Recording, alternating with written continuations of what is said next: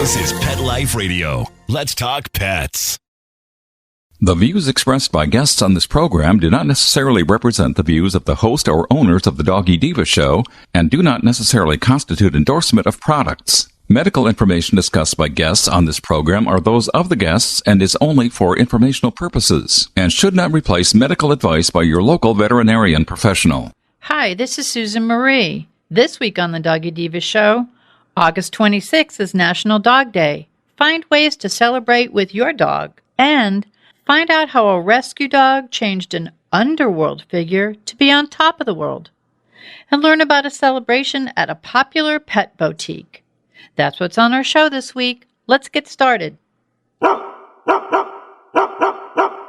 Hey, did you hear that? What is that?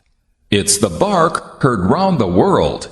The Doggy Diva show. Here's Susan Marie.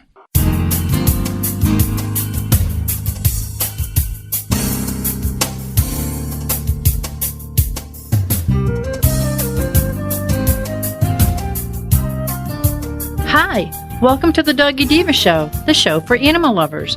I'm your host, Susan Marie, and as always, I'm joined by my canine co-hosts, the Doggy Divas themselves, Francesca, Coco, and our newest little diva, Miss Olive.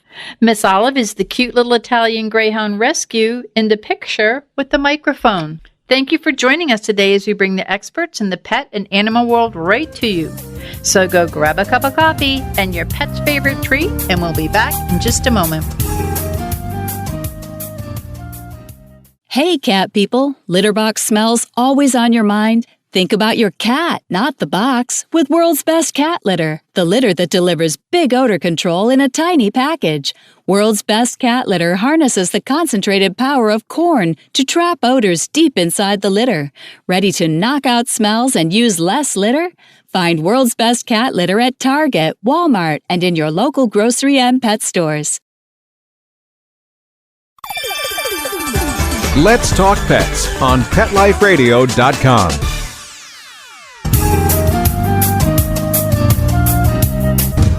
Hey, Monica, but today's a big day. It's National Dog Day. Can you give some tips maybe for celebrating today?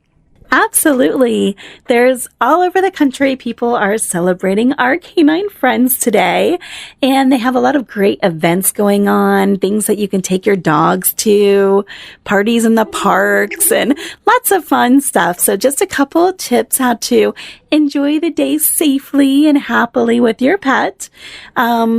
I know Dr. Reinhardt has been on the show talking to people about influenza and some of the, viruses, things like that our pets can pick up. So I always recommend bringing your own water dish. A lot of these events we're at, they are fabulous about, supplying water, making sure there's water readily available. And that's so important, especially in some of our hotter climates. However, I would highly suggest bringing your own simply because there are certain diseases and viruses that can be transmitted through saliva. So you cut down the risk factors if you have your own bowl and your own water with you.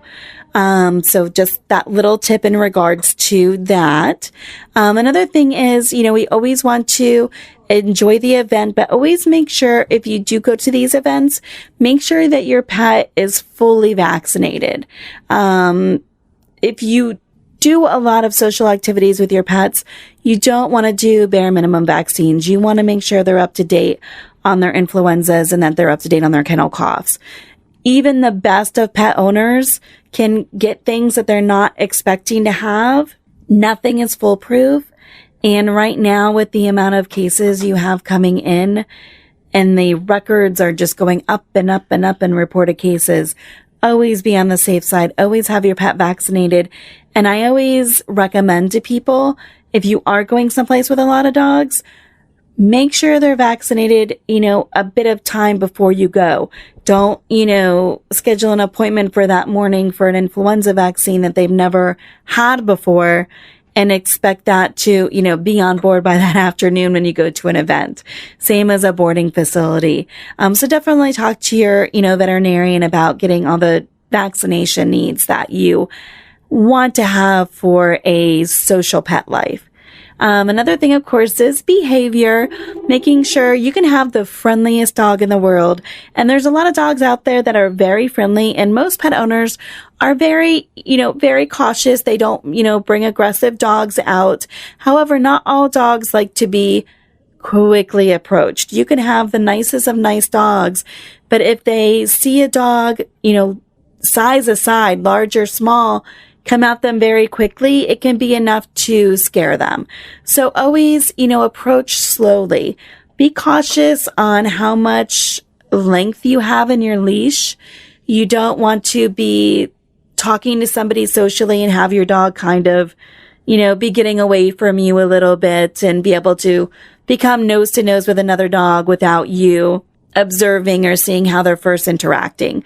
So definitely, keep a shorter lead, especially if you are, being social and talking to other people, because you want to be aware of, your pet's surroundings and who they're coming in contact with, especially initially.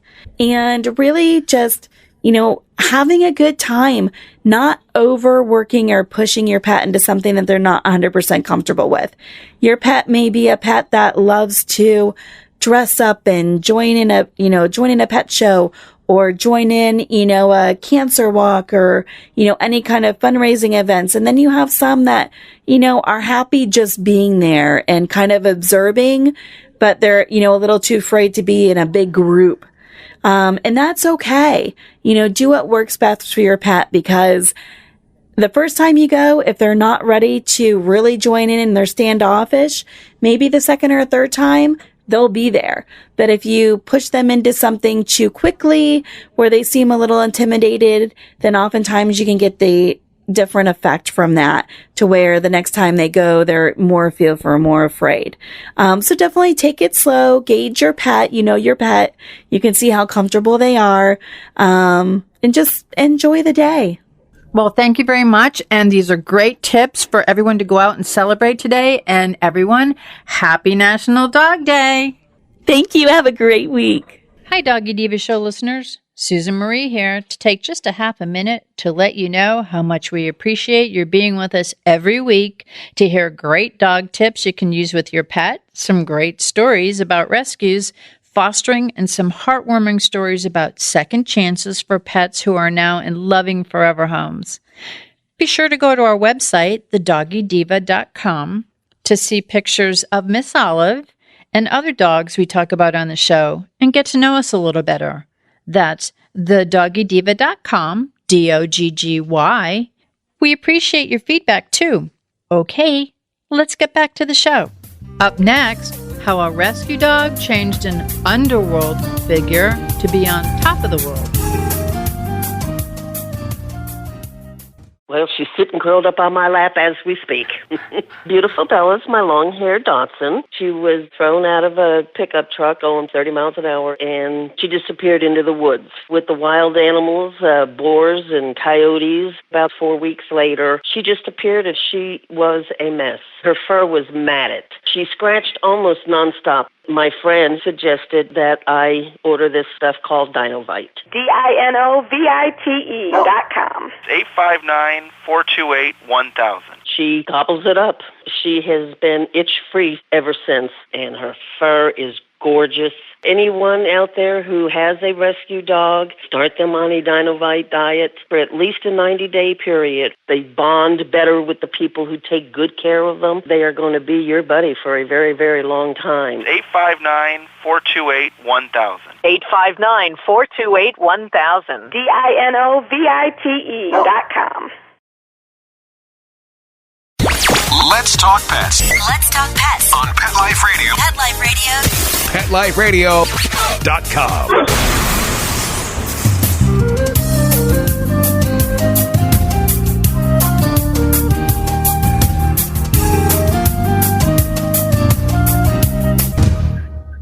Welcome back, everyone. Today we welcome a former gang member and mob enforcer who turned his life around and became an animal advocate, opening up his heart to abused and abandoned pets. He's an author, founder of the popular Brooklyn pet boutique Diamond Collars and Kino's Animal Sanctuary, and a compassionate and committed animal advocate. Welcome, James Guiliani. Hey, thank you. Thank you very, very much. I'm very happy to be on the show today. Oh, we're so happy to have you. I have to tell you, I really loved your book, Dogfella, and it was very raw and it was very emotional, and there's just so much in it. Can you just tell us, the listeners, a little bit about how your life changed and how you became an animal advocate? It was really weird. I wasn't even an animal lover. I didn't even like animals. I mean, not that I went out of my way to abuse them. It was just something that just wasn't part of my life. I grew up with a family and we did have a dog, but the dog was like in the corner and that was about basically it. I never petted it. I never really interacted with it. And then, I was getting in a lot of trouble. I was on the streets and, in and out of jail and, going through some bad things. And I met up with a girl and, that I really wasn't looking to meet at the time, but I ended up meeting her anyhow, and we clicked, and it just turned out that I needed to get the hell out of Queens, and she lived in Brooklyn. So I ended up coming to Brooklyn to be with her. So, I figured I would just set up shop here, get back to doing drugs and doing my thing, like, the moron James always did his entire life. And I came here and she had these animals in the house, and I was like a big protester against that. I didn't want them in the bedroom, and I didn't want hair on me, and the usual thing. And she dealt with it. I don't know why, but I guess she seen something in me I didn't see at the time. And we just found a dog dying on the street, and she actually made me pick the dog up and bring it into the vet. It was actually tied in front of a vet, and she goes, "Oh my God!" She flips out. Bring it inside. And I picked it up. I brought it inside. And, long story short, I went to pick the dog up, after it was done. It was there for I think it was there for about 5 or 6 hours. And he was like, "Go pick him up." And I'm like, "Me? I don't want to deal with this." And she's like, "No, you got to do it." So I went and picked him up. And it was like, I don't know. It was weird. It was, I pick him up and the doctor brings him out and, he licks me in the face. And it was just from that lick in the face, I just started laughing to myself and I'm like, this animal should be biting my face off. Why is he licking my face? A human being destroyed this animal. This animal should not be licking any human being in the face. And, he just licked me in the mouth, and I was like, whoa, I was really set back by that, and I didn't understand that, and so he just basically from that day on became my little buddy, and I started bringing him around with me, and I'm trying to figure it out. You understand? Like, you gotta remember something. I lost my mother, I lost my brothers. I was a hard guy. I found myself really like attached to this little guy. And I named him Bruno. And that was a big joke, too, because I named him because of a Bugs Bunny cartoon, actually. And it was, like, so weird that, like, I made this connection with him. And I was like, screw it, I'll just keep him around me, no big deal. And he was ugly. Let me tell you something, he was horrible looking. His jaw was displaced. He had lumps all over him. And after about a month and a half, he died of me. And when he died, I had to make the decision to put him down because he was filled with lymphoma and he was suffering. I mean, severely suffering. And I didn't want to put him down. I was like, I ain't doing this, dog. Fuck you, Ooh, I'm sorry, excuse me, I need to curse. I was like, no, that ain't gonna happen. And I was a little mad about that, but this is something I had to do. And Landon's like, no, this is what we do. The dog is really, he was really in bad shape. He couldn't walk. He was vomiting nonstop. And the doctors at the emergency clinic said, it was just a matter of days. So I was like, so you want me to kill my friend? And that wasn't something I did, but I had to do it. And I was in the room, and they came in, and they, gave him his first injection, second, and so forth. And honestly, I cried in that room for about a half hour. And I just realized that, my life just wasn't what it was supposed to be. I wasn't supposed to be doing what I was supposed to be doing, and I needed to change. And Lana says, why don't we get more involved with this? And that was 14 years ago. Wow. And ever since then, we opened up the Diamond Collar I haven't had a drink or I haven't done a drug in 14 years. And I'm talking not even a sip of beer. You know, that week of Bruno dying, I went through a lot of transitions, and I decided that was the best thing for me, just to put the alcohol down and start focusing in my life. And that's what I did. And you know, I put up all the, you know, the criminal activity was done. I gave up the drinking. I gave up I mean, you're talking to a person who drank every day. I drank every day for 20 years and sniffed cocaine every day for 20 years. And you know, in your book, you go through all that, and you tell, like, your life totally took an entire turn. In 1 week. And you know, it's amazing because I got alcoholics and drug addicts that come to me all the time. And how did you do this? Because they knew me on the street. They're like, there's no way you could have done this without meetings. There's no way you could have done this without messing up now, you know, here and there and relapsing. I never did. You know, every time, like, I had a thought about it, it was like the thought lasted maybe 2 seconds. And I just didn't want it no more. And I'm like, wow, this is like a miracle. I've been trying to get sober and trying to give drugs up for so many years, for my mother, for my father, for, you know, so many people. And it took a dog to get me sober. Well, he was an angel. He was like a little angel that was sent to you. And like you rescued him, you know, in reading his story, I mean, with the poor little thing, but he also rescued you. It was this mutual rescue that actually went on. That's how I interpreted it. Yes, it did. And you know what the thing was? It was so spiritual because there's no way unless God did this, because, sweetie, I wouldn't have stopped drinking for anybody. Yeah, that's... You know, my mother on her deathbed, she never got to see me sober. My mother would be like, please stop. And I couldn't do it. And I loved my mother. You know, I was a train, and I was waiting to hit the wall. And this little puppy, you know, well, I shouldn't say puppy, he wasn't a puppy, he was old. We estimated it like 13 years old, 12 years old. You know, I owed him. And, you know, he died on me, and basically, you know, listen, I pay back what I owe, and so, and by owing him, I figured I would pull a lot of them out of the fire like he was in, and it just grew, and it grew, and it grew, and to where I am today. Well, you know? And you know what I wanted to ask you, because it's, you know, you're talking about how you grew and you grew and you grew, and it's amazing what you guys do and all of the rescues that you've been involved in. And you're a big, I mean, the Hurricane Sandy stories were amazing. But, you know, it seems as though Bruno came to you, was kind of like an angel. He came to you, changed your life. But because of him, and I know he was only with you for a short time, but because of him, you and Lena have done such great things, and one of her goals in life seemed to be that she wanted to have an animal sanctuary, and you guys do that, and you're saving so many lives. Well, you know what it is? I don't listen, and you know, I try to tell this to people.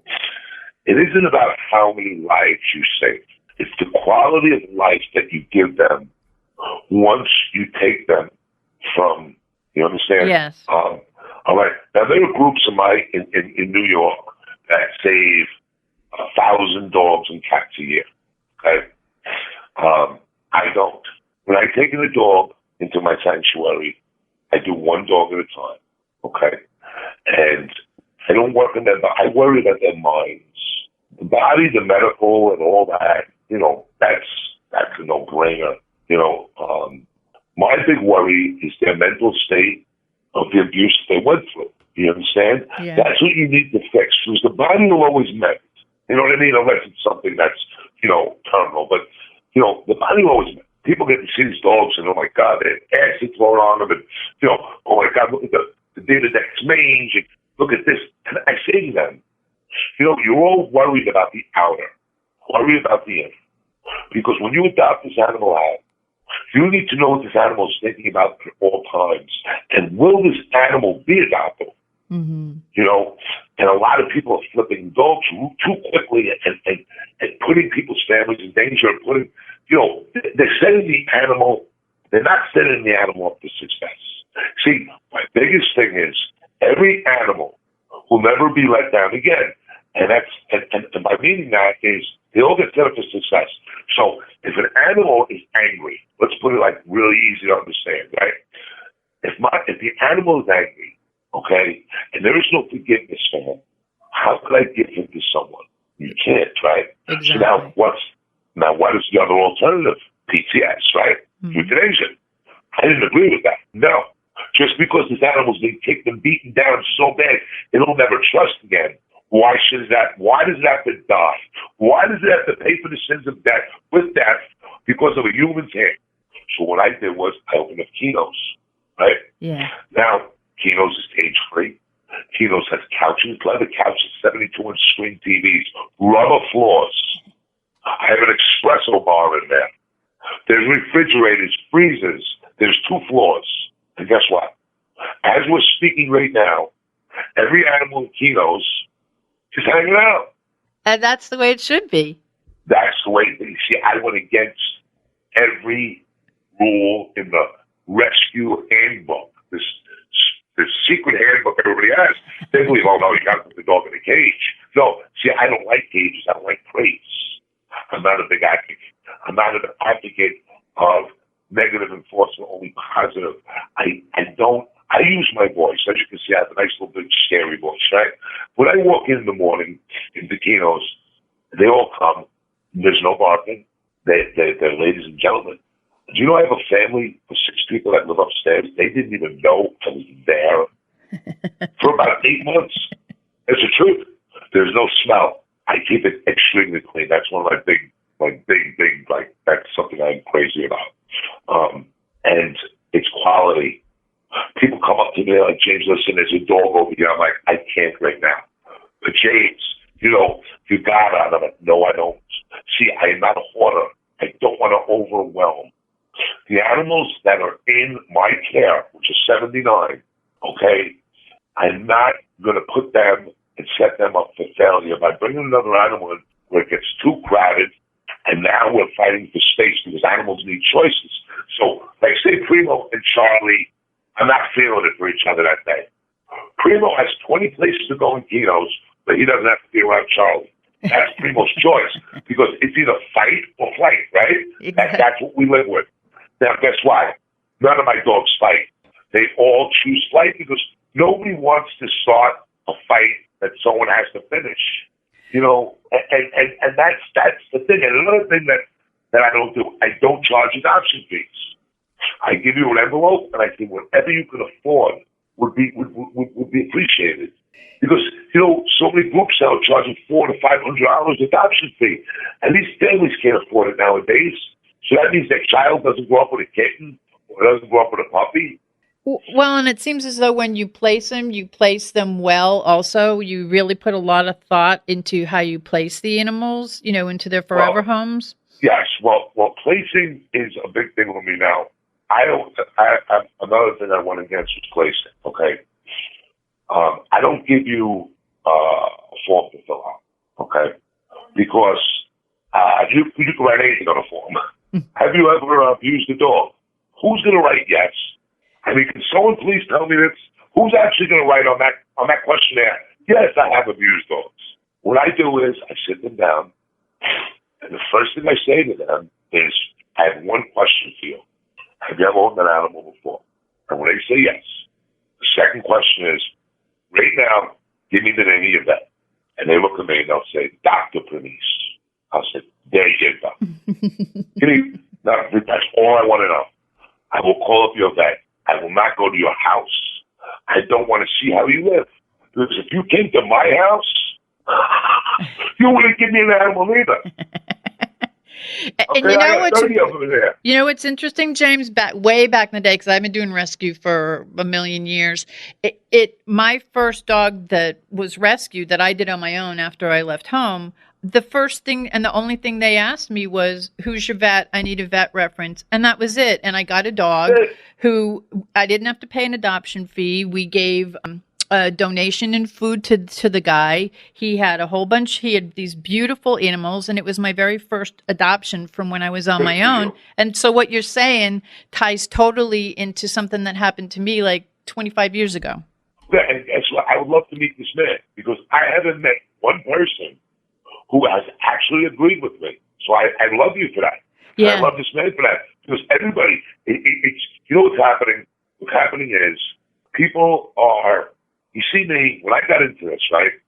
Here's the guys on the street. I said, Lena, okay, we have X amount left over at the end of the month. All right? Let's try to kind of ballpark figure how many animals I can take in, including rent, electric, food, bedding, treats. We put everything in, bleach, everything. How much can we afford to spend? Because you see, you can't rely on donations. And there's no way I'm going to have my little, I'm going to put my place at risk because I'm relying on other people to help me get through, to pay Kino's bills. And I've been doing this 4 years with a book, with a TV show. I'm always in the paper. I'm out there. I'm filming now. I just did Japan 2 days ago. Wow. I did an interview. Yeah. I do interviews every month. People come from all around the world to meet me. It's pretty intense. I get about $75 a month in donations. and I swear to you, I don't hide that on my GoFundMe on my page. I don't beg. I don't put up false posts. If an animal I take in looks bad and it doesn't need medical, I don't write it does. I just want people to learn from me. I want to educate the animal world. I want to show its gangsters, because I was a gangster and I could read these guys real easy, and I expose them. People are doing it for the wrong reasons, and then I want to worship the people who are doing it for the right. Because too many people see too many loopholes in this beautiful 501c3 animal rescue thing, and what's happening is who suffers at the end? The animals, right? Exactly. And it's making me sick. And I'm trying to be the biggest voice they have. Recently I just got on the front cover of the Daily News. Okay, front cover. Wow. I knocked Trump off the front cover of the Daily News. Now that's a story. Did you see it? No, I did not see that. I was on it 2 weeks ago. I don't know me holding a raccoon. So I rescue wildlife. I feel that wildlife needs as just as much as domestic needs. Well, it's like you do work with just animals in general, and that's what's really good. Yeah. I do work with everything, sweet. I do about 100 raccoons, 50 possums.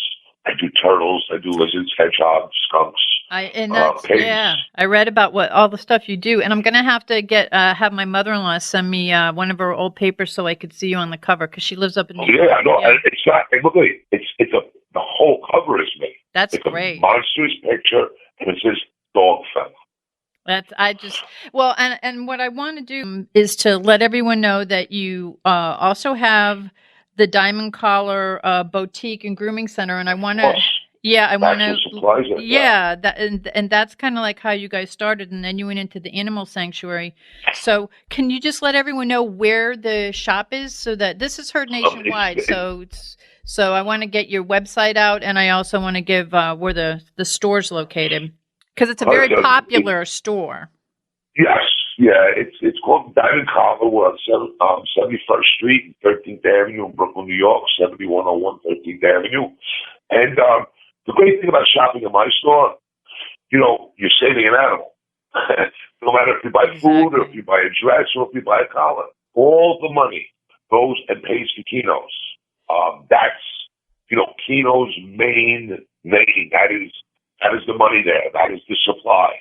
That's the donator. The Diamond Collar is the donator. Well, I wanted everyone to know that, because it's really important that because you work hand in hand, because, obviously the sanctuary is where your heart is, and this store is what kind of started it all so that you could get the sanctuary. And what I wanted to ask you too, James, you have a fundraiser coming up for Kino's. Do you want to give everyone the listeners information about that? Because people can make donations, or, I know that there's tickets for sale, and I know this is an annual thing, but could you just tell us a little bit about that? Well, the fundraiser, I have some people in Brooklyn that we do a fundraiser every year. It's in November, And what it is that is money that goes into Keno's bank account. Yep. That's if God forbid we do have the snowstorms and the rain and we can't groom there. It helps because there are a lot of months where it's a bad month, like August. Everybody in Brooklyn goes to Italy. That's a true story. And I mean, Brooklyn's like a ghost town. Everybody's on vacation. So now, how do I pay Keno's? How do I fund that? That's $6,000 every month. Wow. So what we do is we run this big annual fundraiser.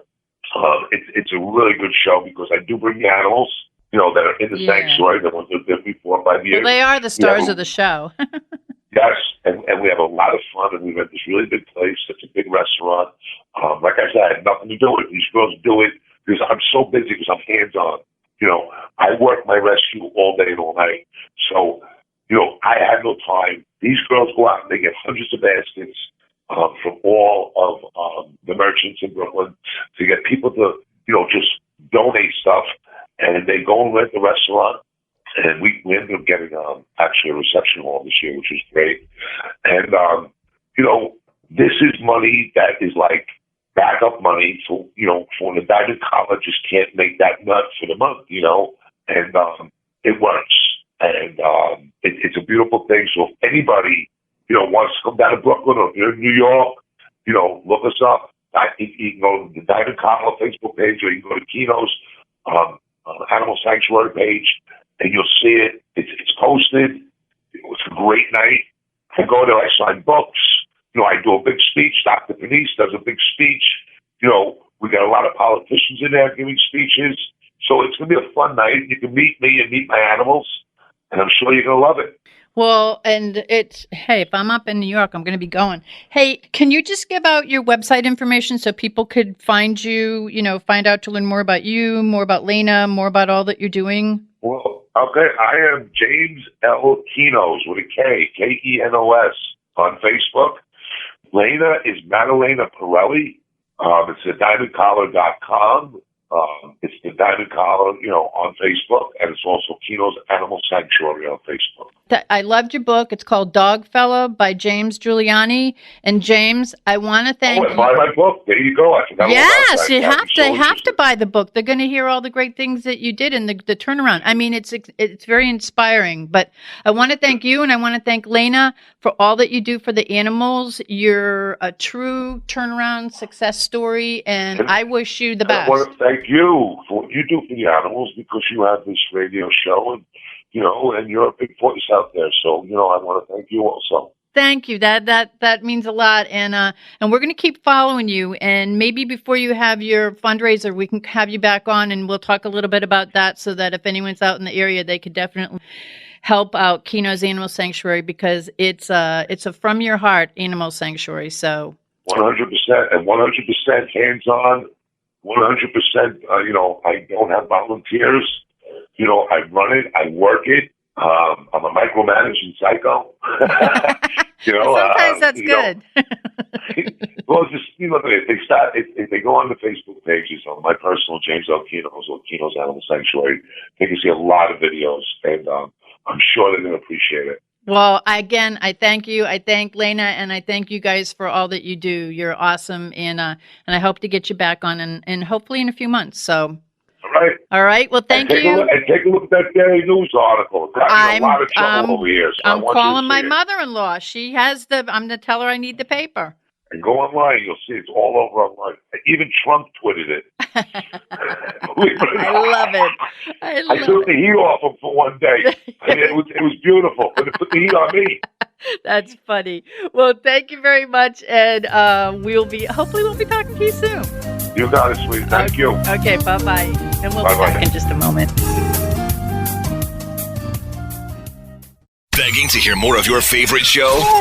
Full episodes of all our shows are available on demand. Go to PetLifeRadio.com to fetch our entire lineup of Possum Pet podcasts. Also, dig us up in iHeartRadio and iTunes. Let's talk pets. Live and on demand, only from Pet Life Radio.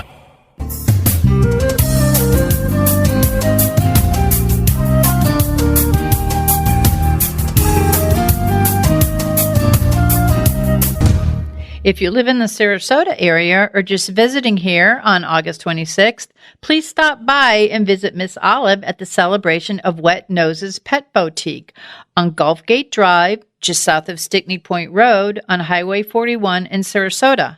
Miss Olive is hosting the costume contest, so please bring your pets dressed up. They may win a trophy.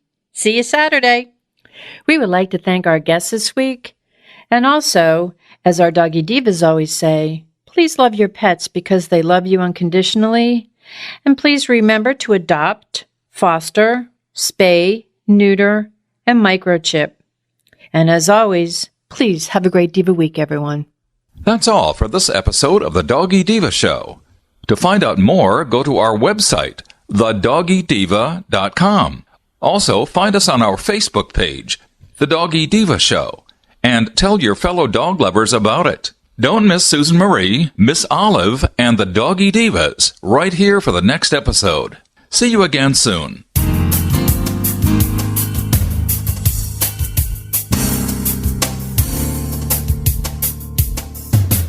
Let's Talk Pets, every week on demand, only on PetLifeRadio.com.